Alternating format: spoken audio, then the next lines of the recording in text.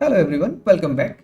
मैंने आज से कुछ टाइम पहले एक फ्यूचर कैलेंडर स्प्रेड के ऊपर बेसिक वीडियो बनाया था, जिसपे काफी सारे लोगों को काफी सारे डाउट्स भी आए। मेरे हर फ्री गूगल मीट सेशन में लोग आके मुझसे फ्यूचर कैलेंडर स्प्रेड के ऊपर जरूर बात करते हैं। आज इस वीडियो में मैं काफी सारी डिटेल्स में इस स्पेसिफिक स्ट्रेटेजी के बारे में बात करने वाला हूं। आई होप इस वीडियो को देखने के बाद आपके सभी डाउट क्लियर हो जाएंगे और आपको एक बहुत बेटर क्लैरिटी मिलेगी इस स्ट्रेटेजी को लेके। तो चलिए वीडियो को स्टार्ट करते हैं।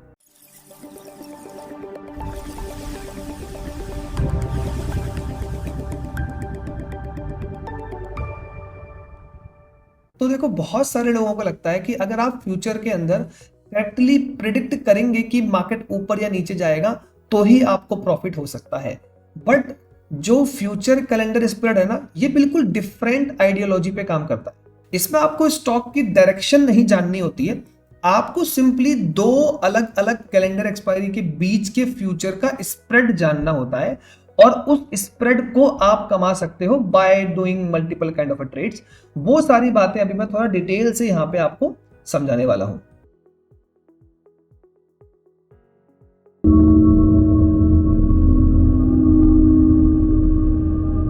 हमारा पहला काम इस पूरे स्ट्रेटेजी में ये होता है कि हमको ये पता होना चाहिए कि फ्यूचर्स जो होते हैं ना, इनकी प्राइसिंग होती कैसे है। सबसे पहला काम आपका ये कि प्राइसिंग आती कैसे है फ्यूचर्स की। तो एक चीज समझो, मानो कि कोई एक स्टॉक है एबीसी लिमिटेड, इसका स्पॉट चल रहा है 100 रुपीज, राइट।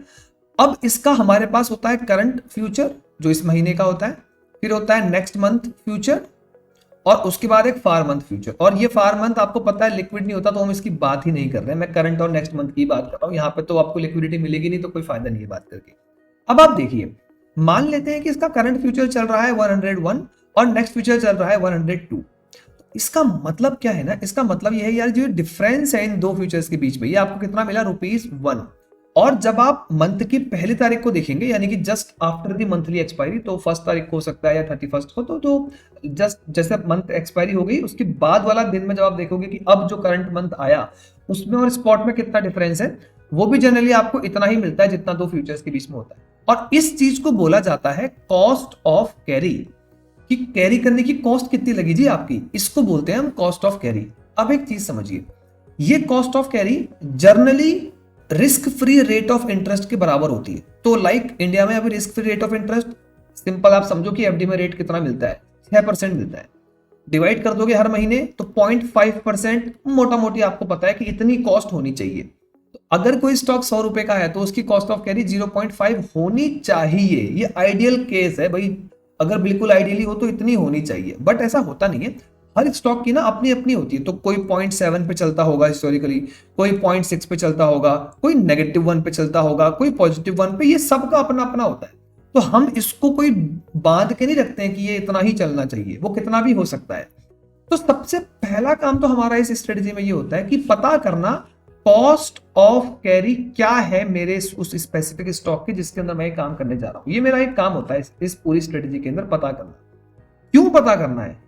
इसीलिए पता करना है क्योंकि ये जो अभी आपने देखा सिचुएशन, इसमें डेविएशंस आते हैं। कैसे डेविएशंस आते हैं? देखिए, इसमें डेविएशन ऐसे आते हैं, आप देखेंगे अचानक क्या होगा, ये 100 था, 101 था, ये वाला प्राइसिंग जो है ना, अभी ये प्राइसिंग चेंज हो जाएगा 103। लेट अस से चेंज हो गया और ये 103 हो गया। तो अब आपको पता है कि यार कुछ तो चेंज है इसके अंदर, लाइक क्योंकि यहाँ पे डिफरेंस 1 है बट यहाँ पे डिफरेंस 2 का आ रहा है, तो कुछ अपॉर्चुनिटी तो बन रही है। बट किसको पता होगी अपॉर्चुनिटी बन रही है? उसी को पता है ना जिसको पता है कि यार इसका कॉस्ट ऑफ कैरी 1 रुपये है और वो देख रहा है कि भाई इन दोनों के बीच का डिफरेंस 2 रुपये आ गया, तो उसको दिख रहा है कि यहाँ पे तो मौका है।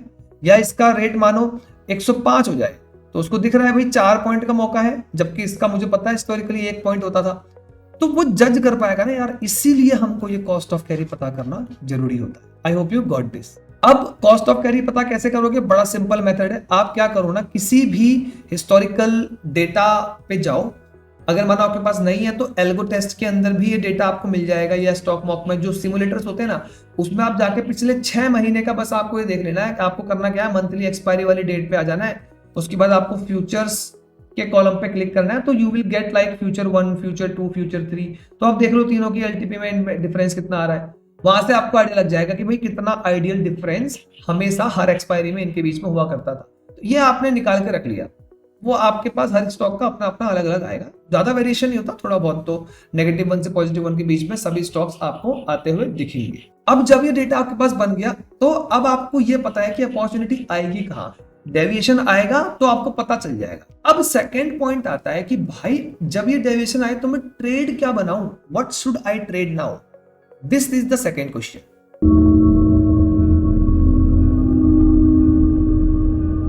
अब मैंने एग्जांपल जो प्रीवियस लिया था वही एग्जांपल यहाँ पे लिया। स्पॉट चल रहा है हमारा 100 rupees, current future 101, next future 103। अब आपको स्पॉट की नीड भी नहीं है खैर यहाँ पे, तो आपको सिंपली पता है कि भाई इसका कॉस्ट ऑफ कैरी जो था वो 1 रुपीज था, बट मेरे को इन दो के बीच में डिफरेंस अभी कितना मिल रहा है, 2 रुपीज का डिफरेंस मिल रहा है। तो अब पॉइंट आता है कि मैं ट्रेड क्या बनाऊं। तो ट्रेड बनाना बहुत सिंपल है, आपको सिंपली अपने आप से एक क्वेश्चन पूछना है कि अगर आज ही एक्सपायरी हो गई तो कितना वैल्यू हर एक कॉन्ट्रैक्ट गेन या लूज करेगा, बस इतना आपको पता करना है। हालांकि सुनने में थोड़ा डिफिकल्ट लग रहा है, मैं समझाता हूं कैसे, बहुत ही इजी है। देखो आप ऐसा मानो कि यार अभी एक्सपायरी हो गई, एक्सपायरी अगर आज ही हो जाए तो क्या होगा, तो मान लेता हूं और आप बोलोगे आप की एक्सपायरी इस रेट पे हो गई, मानो 101 पे एक्सपायरी हो गई, तो क्या होगा, तो जो आपका करंट फ्यूचर है, समझिए ये फ्यूचर है, आज ही एक्सपायरी हो गई तो ये कहां एक्सपायर होगा, 101 पे। ऑब्वियस ही बात है क्योंकि एक्सपायरी 101 पे स्पॉट की हुई तो फ्यूचर तो मर्ज हो जाएगा स्पॉट से, इतना बेसिक आपको पता होगा। और जो नेक्स्ट फ्यूचर है ये उस टाइम बन जाएगा करंट फ्यूचर, और क्योंकि आपको पता है कि भाई करंट फ्यूचर और उसके बीच का डिफरेंस आइडियली इसमें 1 होता है, मैंने देखा है हिस्टोरिकली, तो इसका रेट कितना होना चाहिए, इसका रेट होना चाहिए 102। Very simple, correct. अब आप देखिए कि अगर ये 101 होता है और ये 102 होता है तो क्या क्या ट्रेड बनाओगे आपकी, आप ये पैसा कमा लो। वेरी सिंपल, आप क्या करो, आप सिंपली इसको कर लो बाय और इसको कर दो सेल। तो आपने इसको बाय कर लिया 101 पे, इसको सेल कर दिया 103 पे, तो क्या होगा, अगर एक्सपायरी हो गई मानो तो क्या हुआ भाई, ये तो यही रह गया तो कुछ लॉस नहीं हुआ, बट ये 1 पॉइंट गिर गया तो आपने नेट कितना कमा लिया, 1 point. I hope you got this कि लॉजिक क्या है ये आपको समझ में आया होगा, और बातें बाद में करेंगे चार्जेस वाली को सब, बट लॉजिक समझ में आ गया ना कि कैसे हम डिसाइड करेंगे कि बाय करना है कि सेल करना है। रटना कुछ नहीं है आपको कि ऐसा हो तो बाय वैसा हो तो सेल, आप सिंपली ये देखोगे कि अगर यहां ही एक्सपायरी हो जाती है तो व्हाट आई विल डू, और उसके बेसिस पे आपको आपका आंसर तुरंत मिलेगा कि कौन सा कॉन्ट्रैक्ट आपको बाय और कौन सा आपको सेल करना है, सो दैट आप ये एक्स्ट्रा जो 1 रुपया है इसको कमा सकें। Very easy concept. अब इसी तरह से अगर आपका स्पॉट चल रहा है 100, फ्यूचर 1 आपका चल रहा है लेट अस से 101, और फ्यूचर 2 फॉर एग्जांपल आपका चल रहा है 99, तो अब आप क्या करोगे, कैलकुलेशन कैसे करेंगे, बहुत सिंपल है भाई। आप ऐसा मान लो कि भाई आपका जो कॉस्ट ऑफ कैरी है वो आपके पास डेटा है 1 रुपीज का होना चाहिए। अब आप बोलो कि अगर 101 पे एक्सपायरी हो गई तो क्या होगा, तो ये कहां एक्सपायर होगा, 101 पे ही, और ये कहां एक्सपायर होगा, 102 पे, क्योंकि वो 1 रुपये कॉस्ट ऑफ कैरी मेंटेन करेगा। इसका मतलब you need to sell this and you need to buy this. तो जैसे ही आप इसको बाय कर लोगे 99 पे और इसे सेल कर लोगे तो क्या होगा, यहाँ पे तो कोई लॉस होगा नहीं, बट यहाँ पे आप 3 पॉइंट्स गेन कर लेंगे। I hope now you got everything कि कैसे आपको आपकी ट्रेड बनानी है, ट्रेड बनाने का लॉजिक क्या होता है ये आप यहां से समझ गए होंगे। इसके बाद बात आती है कि मैं प्रॉफिट कहां बुक करूंगा, where will I book profits. देखो बहुत सिंपल है, क्योंकि आपने स्प्रेड के डेविएशन को पकड़ा है, तो जब वो डेविएशन खत्म हो जाए तो प्रॉफिट बुक कर लो। बहुत इजी है यार, बहुत सारे लोग डाउट पूछते हैं भाई प्रॉफिट बुक कब करूं, यार बहुत सिंपल है ना, अगर आप कॉन्सेप्ट समझ गए हो तो ये क्वेश्चन ही नहीं आएगा आपका। अगर आपने डेविएशन को पकड़ा तो लेटर से आपको पता है भाई कि मैं 3 पॉइंट कमाने के लिए बैठा हूं, 3 पॉइंट मिल जाए बुक कर लो, नहीं मिले तो होल्ड टिल एक्सपायरी, क्योंकि तब तक वो आपको मिल जाएगा। इतना सा काम बस आपको करना है। तो प्रॉफिट बुक करना is not a very tough task in this trade, very simple. जैसे ही आपको आपका स्प्रेड पूरा मिल जाए एग्जिट योर ट्रेड, और एल्स अगर वो नहीं मिल रहा है, आनाकानी कर रहा है मिलने में, hold till expiry you will get it, तो आप फिर इसको एग्जिट कर सकते हो। देखो मैंने डॉक्यूमेंट के अंदर भी ना यही सारी चीजें लिखी हुई है, तो सबसे पहले हमने यहाँ पे बस समरी वगैरह लिखी है, उसके बाद हमने देखा है कि भाई प्राइसिंग डिसाइड कैसे होती है, वही सारी बातें। इसके अलावा फिर हमने यहाँ पे देखा हुआ डिटरमाइनिंग फेयर वैल्यूज, वही काम हमने किया हुआ है कि भाई हम हिस्टोरिकली गए, हमने कॉस्ट ऑफ कैरी निकाला, और उसके बाद फिर हमने चेंज करा, वही सब चीजें मैंने यहाँ पे लिखी भी हुई है।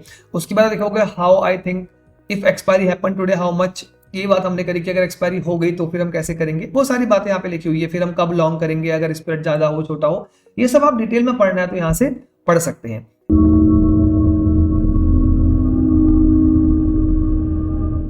अब एक बहुत इंपॉर्टेंट कॉन्सेप्ट है और ये डेटा के ऊपर बैक करके मैंने यहाँ पे बनाया हुआ है। दिस इज स्प्रेड डीके का बिहेवियर क्या होता है इनटू एक्सपायरी। देखो आप एक चीज समझो, ये डेटा जो है ना ये काफी स्मॉल सेट ऑफ स्टॉक का है, तो it is not much reliable, but फिर भी आपको एक आइडिया इससे मिलेगा। देखो एक चीज समझिए भाई, मुझे यहाँ बहुत सिंपली एक चीज दिख रही है, मैंने यहाँ पे 30 DTE लिया हुआ है, बहुत ध्यान से समझना है, बहुत इंपॉर्टेंट पॉइंट है इस पूरी वीडियो का।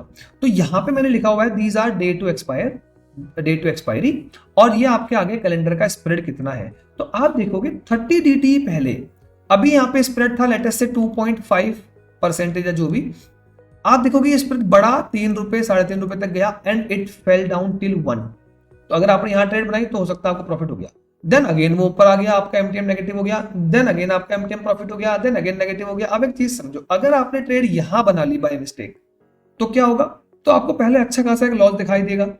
आप कमाने जा रहे थे 1 पॉइंट, आपको 2-3 पॉइंट का लॉस दिखा दिया उसने, then it will again come back, then it will go up again come back. ये वॉलेटिलिटी ना इनिशियली बहुत देखी जाती है, तो मैं हमेशा बोलता हूं भाई इन ट्रेड्स को ना आप 15 DTE के बाद ही बनाओ तो बेटर है।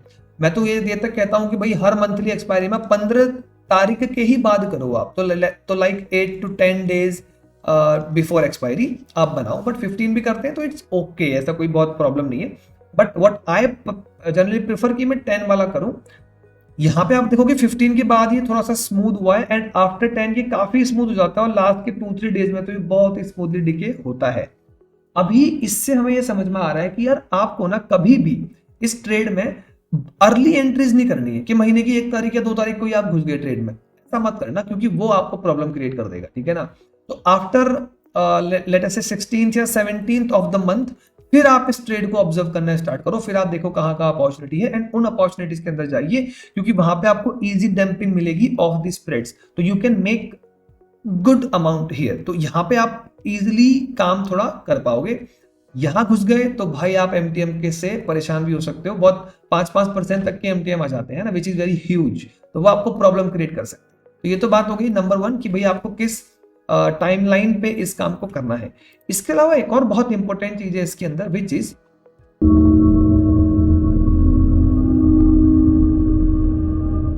यहां पर रिस्क फिल्टर्स मैंने लिखे हैं। देखिए ये बहुत इंपॉर्टेंट चीज है, लोग इसको इग्नोर कर देते हैं कई बार।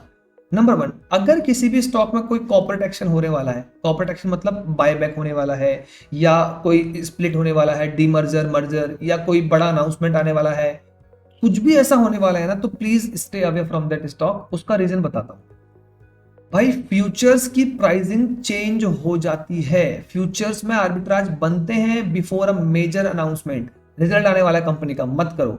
डिविडेंड डिक्लेयर होने वाला है, मत करो, बिकॉज डिविडेंड ऑलरेडी डिस्काउंट हो जाता है फ्यूचर के अंदर। भाई डिविडेंड स्पॉट वालों को मिलता है, फ्यूचर वालों को थोड़ी मिलता है, तो फ्यूचर का रेट थोड़ी हम ऊपर रखेंगे। डिविडेंड मिलते ही स्टॉक गिर जाता है, इतना आई सब लोग समझते होंगे, तो वो स्पॉट का रेट नीचे आता है बट फ्यूचर वहीं रहता है, तो भाई वो प्राइसिंग रीएडजस्ट कर दी जाती है अकॉर्डिंग टू डिविडेंड। तो अगर डिविडेंड 2% का डिविडेंड है तो 2% फ्यूचर ही आपको नीचे दिख जाएगा, ठीक है ना। तो ये प्रॉब्लम होती है, इसलिए थोड़ा ध्यान रखना है कि भाई अगर ऐसा कोई अनाउंसमेंट है मैं ना करूं, कोई बायबैक होने वाला है, डीमर्जर होने वाला है, स्प्लिट होने वाला है, कुछ भी ऐसा होने वाला है, मैं हाथ ना लगाऊं, लॉट साइज चेंज हो रहा है काफी एग्रेसिवली तो मैं हाथ ना लगाऊं, ये सब चीजें थोड़ा ध्यान रखनी। और थर्ड मेजर होता है लिक्विडिटी, ये जनरली आपको हर्ट करेगा 3rd मंथ के फ्यूचर में। तो मैंने कई लोगों को देखा मुझे डीएम भेजते हैं कि भाई 3rd मंथ के फ्यूचर में ऐसा ऐसा आर्बिट्राज बन रहा है, आप जाके बिड और आस्क देखिए उसका, है ना। तो बिड और आस्क मिलेगा आपको 60 का बिड, 65 का आस्क, एलटीपी आपका चल रहा है 71 क्योंकि ट्रेड ही नहीं हुआ कोई उसमें सुबह से, तो वो एक बार एलटीपी आ गया अब वही चल रहा है, और सुबह से कोई ट्रेड ही नहीं हुआ है तो बस वही एलटीपी फ्रेश हो रहा है रेगुलरली, बट उसका रेट वो है नहीं, आप बाय सेल नहीं कर सकते उस रेट पे। तो हमेशा हमको बिड आस्क पे ध्यान देना होता है। ये प्रॉब्लम मेनली 3rd मंथ में आती है, अगर आप बहुत ही लो लिक्विड स्टॉक में चले गए तो वहां पे आती है, अदरवाइज ये प्रॉब्लम आपको आएगी नहीं। बट ये 2 चीजें these are very very important, आपको ध्यान रखनी है, हमेशा अपडेटेड रहना है कि कोई कॉर्पोरेट एक्शन अगर अनाउंस हो रहा है, कोई डिविडेंड आने वाला है। अब ये ट्रैकिंग कैसे करोगे भाई, आप ना हिस्टोरिकल पैटर्न देखो, हर स्टॉक एक पैटर्न में डिविडेंड देता है। तो लेट अस से कोई स्टॉक है जो हर 3 महीने में दे रहा है, तो उसका आप प्रीवियस ईयर का देख लो डिविडेंड किस किस दिन आया था, उसी दिन आपको पता है कि यार इस दिन अगर 17 अप्रैल को आया था तो अप्रैल में इस बार भी आएगा, तो अपने का फ्यूचर में बन रहा है तो छोड़ दो, मत करो वहां पे, लाइक दिस। इस तरह से आपको यहाँ पे थोड़ा सा ध्यान देना है।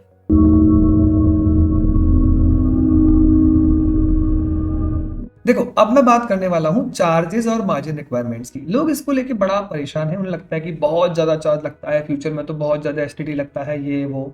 देखो मैं आपको एक चीज समझाता हूँ, अभी आप पहले मैं आपको दिखाता हूँ चार्जेस लग कितने रहे, ठीक है। चलो ये मेरे सामने एक स्क्रीन है जहां पे आपको जेरोदा का छोटा सा ही दिख रहा है।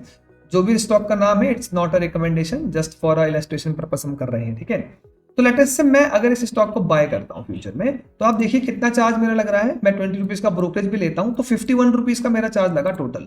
अच्छा फिर मैं इसको सेल कर देता हूँ तो कितना चार्ज लग जाएगा, 366 इन टोटल। तो 366 प्लस 51 आप करोगे तो 410 420 के आसपास का, 420 मान लेता हूं मैं, 420 रुपीज आपका एक फ्यूचर बाय सेल करने पे चार्ज लगा। अब जो ये ट्रेड है, एक ऐसी ट्रेड है, हम जैसे मानो फॉर एग्जांपल आपने बाय किया करंट फ्यूचर और आपने सेल कर दिया पार फ्यूचर, फिर आप इन्हें स्क्वायर ऑफ करेंगे, करेक्ट। अब ये दोनों स्क्वायर ऑफ हो जाएंगे। तो ये जो मैंने बताया अभी, जो मैंने दिखाया आपको बाय सेल टोटल करने का चार्जेस लग रहा था 420, यहां भी 420 लग जाएगा, दोनों को ऐड कर दो 840। तो कितना लग गया आपका चार्ज, 900 लग गया। चलिए 900 और बढ़ा दो 1000, ये इसी रेंज में लगेगा।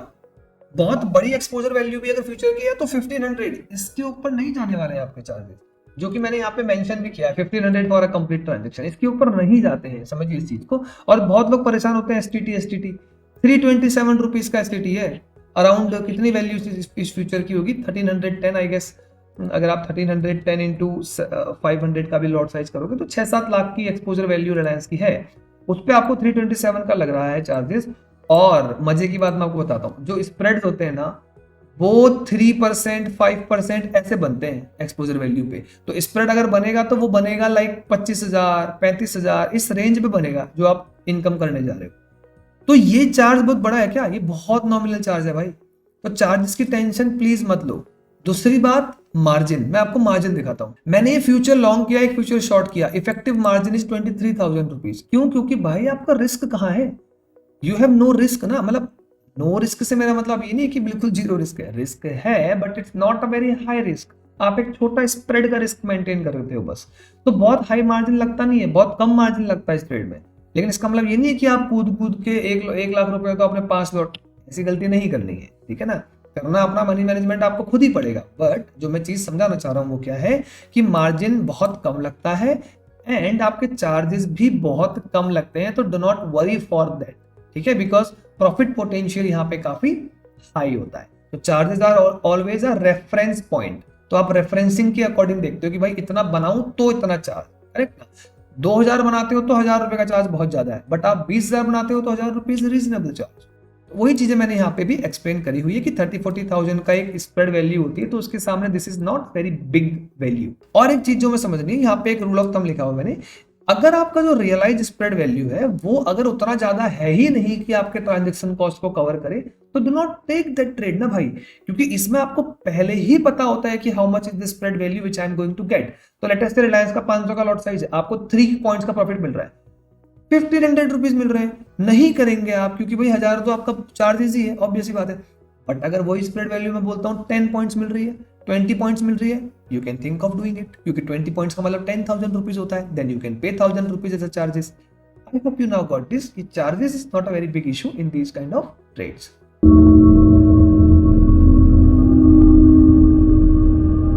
इसके बाद एक काफी इंपॉर्टेंट पॉइंट है which is about personal observation. देखिए एक चीज समझो, मैंने एक पर्सनल ऑब्जर्वेशन किया, हर कोई अपना एक्सपीरियंस करता है, ये आपको शायद हेल्प करेगा थोड़ा सा और तेजी से आगे बढ़ने के लिए। देखो लार्ज कैप को जो स्टॉक्स होते हैं, तो लेटेस्ट से बड़े बड़े stock, Nifty top 30 stocks, Nifty top 20 stocks या निफ्टी 50 के भी, आप ऐसा पाओगे कि वहां पे जब कैलेंडर स्प्रेड की अपॉर्चुनिटीज आपको आ रही है ना, तो आप प्लीज 2 बार रीचेक करो, क्योंकि जनरली नहीं आती हैं, और जब आती हैं तो कोई ना कोई कॉर्पोरेट एक्शन होगा उस स्टॉक के अंदर तो ही आ रही है। 99% केस में ऐसा होता है, एक का दुक्का हो सकता है।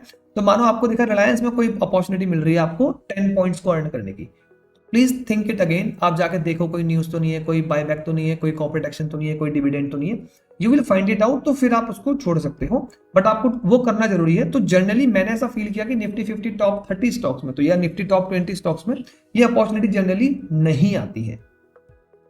इसके अलावा बेटर अपॉर्चुनिटी कहाँ पे मिलती है, वो मिलती है आपको थोड़े से जो लो लिक्विड काइंड ऑफ स्टॉक होते हैं ना, जो वॉलेटाइल बहुत होते हैं, ठीक है, जहां पे एग्रेसिव ट्रेडर पार्टिसिपेशन होता है, या जिनके अंदर बैकवर्डेशन होता है। अब कुछ लोग बोलेंगे व्हाट इज बैकवर्डेशन। बैकवर्डेशन मतलब होता है कि अगर स्पॉट 100 है तो फ्यूचर चलेगा 99, उससे पहला फ्यूचर चलेगा 98। इस तरह का जो बैकवर्डेशन यानी फ्यूचर डिस्काउंट पे होते हैं, वहां पे अपॉर्चुनिटी ज्यादा बनती है, आई हैव फेल्ट दैट। और उसके अलावा जहां एग्रेसिव ट्रेड होता है वहां पे तो बनती ही है। या फिर कोई अगर स्टॉक मानो बहुत बड़ा मूव कर गया, सर्किट पे चला गया, ऐसा कुछ उसमें 1-2 दिन हुआ है, तो वहां पे कुछ प्राइस इनएफिशिएंसीज आती हैं, जिसकी वजह से भी ये कई बार बन जाते हैं, ठीक है ना। और ये सब larger than their historical fair value का स्प्रेड आपको देंगे तो ही आप इनिशिएट करेंगे। आई होप ये तो सब हर कोई अब तक समझ गया होगा। और ऑब्जर्वेशन नंबर 3, अगर आप इसको कर रहे हैं इनिशियली आप मैनुअली 2-3 बार देख सकते हो, but you will require to do it in a systematic monitoring way. तो आपको प्रॉपर अपना एल्गो बना के या ट्रैकर बना के आप इसको मॉनिटर कीजिए, क्योंकि ये अपॉर्चुनिटीज मल्टीपल स्टॉक्स पे आते रहती है। तो अगर आपके पास एक प्रॉपर ट्रैकर है, आपके पास एक सॉफ्टवेयर है, एक्सेल सीट है जहां पे आप इजीली देख सकते हैं, तो वहां पे आप देख के उसको इजीली जज कर पाएंगे कि हाँ भाई इसका कॉस्ट ऑफ इतना था, यहाँ पे तो कहाँ कहाँ अपॉर्चुनिटी है वो आपका कॉलम ग्रीन हो जाए। इस तरह से you can make it out, वो आपको ज़्यादा बेटर हेल्प करता है। अगर आपको ये बनाना नहीं आता है तो मैं आपको सजेस्ट करूंगा कि भाई कोडिंग सीखो, क्योंकि विदाउट कोडिंग अगर आप ट्रेडिंग करने आ रहे हैं, यू आर लाइक मतलब प्रॉब्लम ही होगी आपको फ्यूचर में, क्योंकि ट्रेडिंग के लिए सिस्टमेटिक रहना इज वेरी इंपॉर्टेंट। सिस्टमेटिक रहने के लिए कोडिंग आना उससे भी ज़्यादा इंपॉर्टेंट है। तो अगर आपको नहीं आती है सीखिए। मेरा भी एक प्रोग्राम है learn to code for trading, वहां से भी आप सीख सकते हैं। 5 जुलाई को ही मेरा नेक्स्ट बैच स्टार्ट हो रहा है, आई गेस 1 डे। और उसके बाद जब भी होगा, तो जब भी आपको करना हो यू कैन एनरोल इट, तो वहां से आप इसको चेकआउट भी कर सकते हो। तो आई होप मैं आपको इस वीडियो में काफी सारी डिटेल में इस स्ट्रेटेजी के बारे में बता पाया। इसके बाद भी अगर आपके डाउट रह जाते हैं तो आप मुझसे कमेंट सेक्शन पे पूछ सकते हो, या फिर मेरे फ्री गूगल मीट में पार्टिसिपेट करके भी आप इसके अपने डाउट मेरे साथ क्लियर कर सकते हैं। फ्री गूगल मीट का लिंक मैं अपने टेलीग्राम पे अपडेट करता हूँ। टेलीग्राम का लिंक आपको मेरी वीडियो के डिस्क्रिप्शन पे मिल जाएगा, वहां से आप जाके ज्वाइन कर सकते हैं। अभी के लिए इतना रखता हूँ, मिलूंगा आपसे नेक्स्ट वीडियो में कुछ और बेटर लर्निंग के साथ। तब तक के लिए टेक बाय।